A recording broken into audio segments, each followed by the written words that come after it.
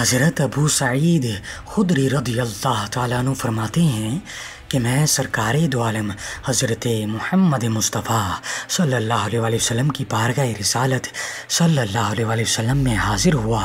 नबी करीम सल्लल्लाहु अलैहि वसल्लम को बहुत तेज़ बुखार की कैफियत थी। इसके बाद जब मैंने अपना हाथ नबी करीम सल्लल्लाहु अलैहि वसल्लम पर रखा तो मैंने लिहाफ के ऊपर से बुखार की हरारत महसूस की। बस इसके बाद मैंने सरकारे दो आलम हज़रत मुहम्मद मुस्तफ़ा सल्लल्लाहु अलैहि वसल्लम में अर्ज़ की, या रसूलल्लाह सल्लल्लाहु अलैहि वसल्लम ये कितना शदीद है।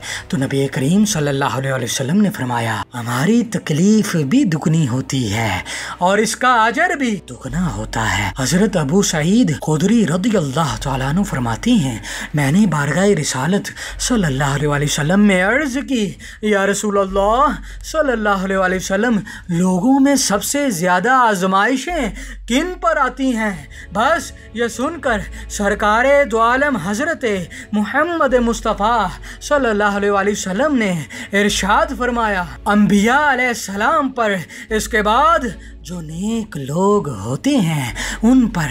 बस तो किसी को मोहताजी की हालत में आजमाया जाता है, इसके बाद इसके पास बस दो चादर ही रह जाती हैं जो इसको ढांप देती हैं, और वो अल्लाह पाक का नेक बंदा अपनी आजमाइशों में इतना खुश होता है जितना कोई शख्स खुशहाली में खुश होता है।